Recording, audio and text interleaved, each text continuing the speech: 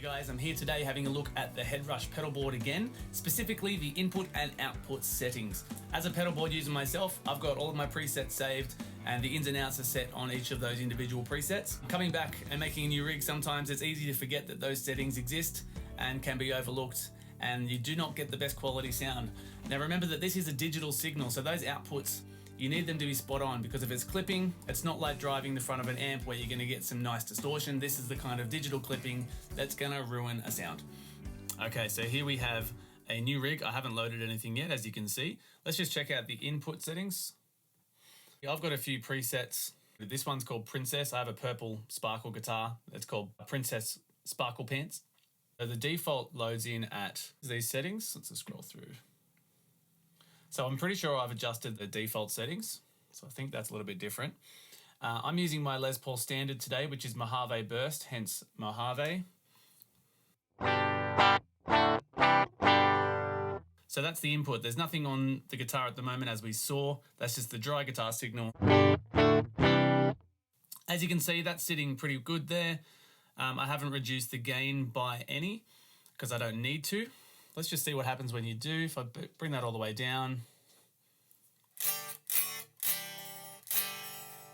So as you can hear, the guitar signal has completely been cut, but unfortunately the signal doesn't change. So that one you really have to use your ears for. If you know your pickups are a bit hot, back it off by a few dB and it should hopefully be okay. Let's go back out of here. All right, so output settings. So it's hitting pretty high in the green there. That's pretty much what we're aiming for. We don't want it to go any higher than that. Okay, so let's just load up an amp here. We're gonna put in the brand new, the Tangerine. Let's leave it on the stock cab that loaded for the second.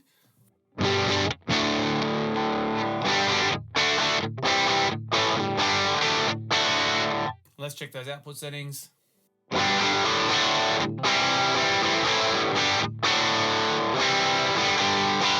So the rig output is where my output is coming from, and it's hitting fairly spot on at the top of the green there. You probably noticed that the alternate output is going into the yellow a little. That's probably okay there. You wouldn't want it to go much hotter than that. Back to here, let's add a room reverb.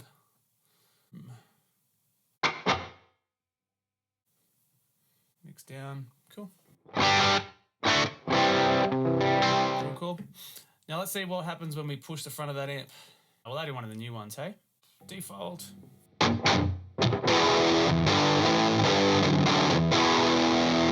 So that's what it sounds like. Let's just have a look at these settings.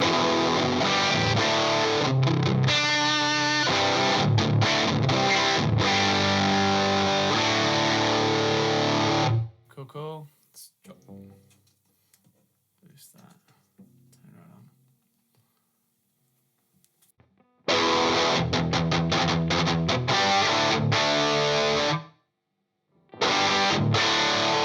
So that's what it looks like when you're going into the output. So that red, I am actually going to adjust that. So that's that one there.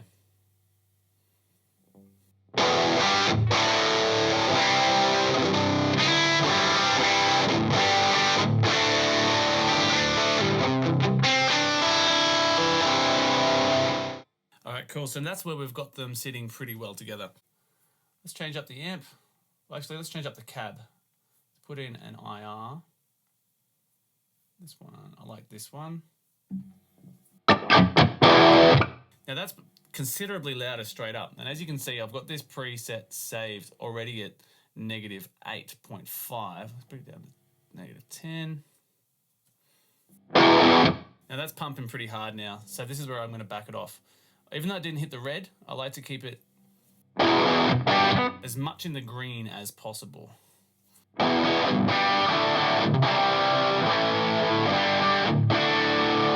So when I'm chucking the mute on there, that's when it's pumping up into the yellow there.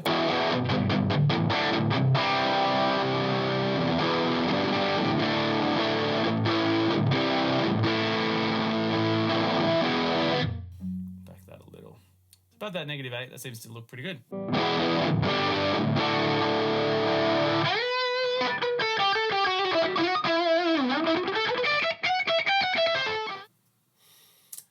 let's change the amp. Let's bring in something a bit heavier. Yeah, this guy. This is your full gain.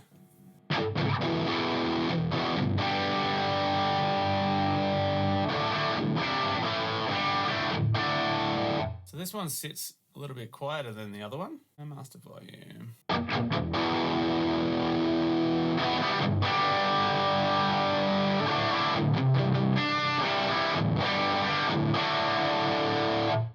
And if we drive, let's change the front of this to the light. Level up.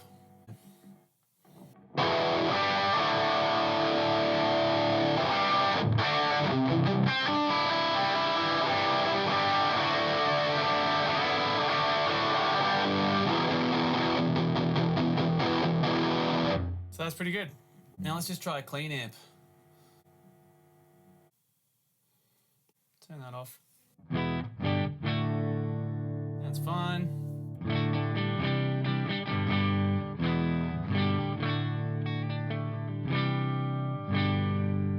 And that's sitting pretty good there, guys. So what you want to try to do is aim for that green so it sits about there.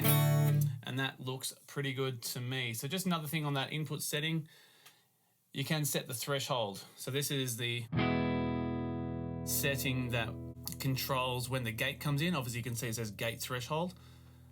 So we're coming down, down, down, down, down. When it reaches this little white line here, the signal is cut altogether. We do have a spot inside the pedal chain itself for a gate, but I like to use it on here. And if there's anything a bit intense going on, then you can add a gate further up. So the adjustable thing is there, that moves the line around.